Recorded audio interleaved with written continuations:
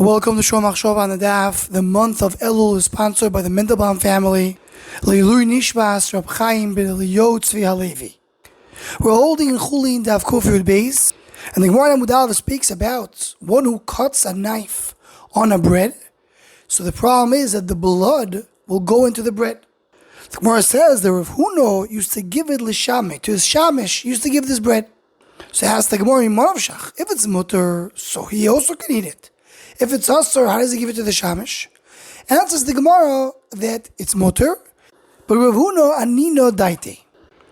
Now in Parshas Vayera it says that Avraham Avinu had the malachim come to his house. So in the beginning it says that he told Sarah, Ma'ari shor seim soilis lushi vasiugois, go prepare bread. But then when he gave the malachim, it says only they gave them meat, they gave them chemo. It doesn't say they gave them bread. So the Gemara Metzia Pizayin explains why. Omar Ephraim Mikshot Tamidu Shabimeir Mishmei Rameir Avraham Avinu Oichel Chulin Betara Hoyo. Avraham Avinu was careful to eat his Chulin Betara. The sorry Meinu Oisoyom Pir Sanido. The sorry became nido, so they couldn't eat the bread. In the Midrash Rabbah, it's brought down a similar thing, and it says there the Rabbanan argued and said that he did bring bread to the Malachim. So Rabbeinu Bechaye over there in the spot says, okay, so even according to Machmir, that Avraham Avinu was makpi to eat chulin mitaharo. That's for himself. Why couldn't he bring the malachim? Why couldn't he give the malachim to eat bread? So it says Rabbeinu Bechaye, v'ulai kavonas hachachomim shalorotzo la'achilom mima shalohurgol le'echol mimeno. Meaning, he did not want to serve something that he himself doesn't eat. So in the Sefer Boi Chaye, who's a Pirush of Rabbeinu Bechaye, he says, Rabbeinu Bechaye here is telling us there is a discussion, and some of the Poiskim brings one of the Machmir is the Masas Moshe, the Sephardi one, on Yeridil Siman Daled.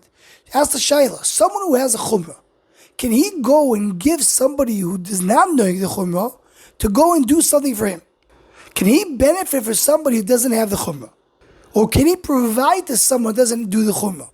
And the maskana of the Masas Moshe is that you cannot do it. Because for the one who's Machmir, this is a Isser. The same way you can't give a Isser to your friend, or you can't enjoy a Isser that your friend gives you, so for any Chumrah the person has, even though for the other person it's not a Chumrah. Rabbeinu Bechaye seems to say the same idea. Avraham Avinu was Machmir on himself to eat Chulin Betaharo, so he couldn't come and serve his guests Chulin which are not tar. Says the Boi Chaye, I have a great raya to this concept from our Gemara. Because Gemara asks, Rav Huna, what does he hold? Does he hold, are you not allowed to eat the bread that has blood in it? Or you hold you're allowed to eat it? If he holds you could eat it, so why didn't he eat? And if he holds you can't, why did he serve it to his shamish? Says the Boi Chaye, the Gemara could have answered that he was machmir on himself. He held his mutter, but he was machmir. So he himself did not want to eat it, but he gave it to the shamish. You see from here, if one is machmir on himself, he can't come and serve that food to somebody else.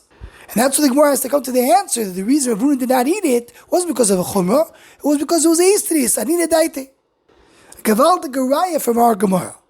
Now the Boi Chaye ends by saying, I don't understand Rabbeinu Bechaye. What bothered him so much is, the Chazal tell us, it's brought down in the Medrash, there was a taina on the Malachim that they ate basar b'chalav. They went to Avraham Avinu and ate basar b'chalav. So Avraham Avinu served them basar b'chalav. So you want to tell me all the chumras that he didn't give it to his guest, but basar b'chalav he did give to his guest. So he says, without Rabbeinu Bechaye, I would say, basar b'chalav is not a problem, because Avraham Avinu thought they were Arvim, they were Goyim, so he gave them basar b'chalav. But if so, he should give them chulin that they're not tar. What's shati? He's no chulin betar with the malachim, but not basar b'chalav. But this maybe one could say, this doesn't fit so much with the medrash that the Boi Chaye is quoting. But we brought earlier the Noam Elimelech that says that basar b'chalav is a connection to of Yilyonim and Techtonim. And that's why the malachim were able to do it, because they don't have a problem to connect the Yilyonim to Techtonim. So Imele, according to this understanding, after Avraham Avinu knew there were malachim, and therefore he gave the basar b'chalav because there's no problem basar b'chalav by malachim. And to eat chulin betumo, there is a problem. So that will explain the difference between the basar b'chalav and chulin betaharo. Palkopanim, regarding our Sugiyah, we see from here that someone who's machmir on himself has to be makpi, not to feed what he's machmir to somebody else. Anyone who wants to join or sponsor the Shor Machshava Shiurim, please email shormachshava@gmail.com.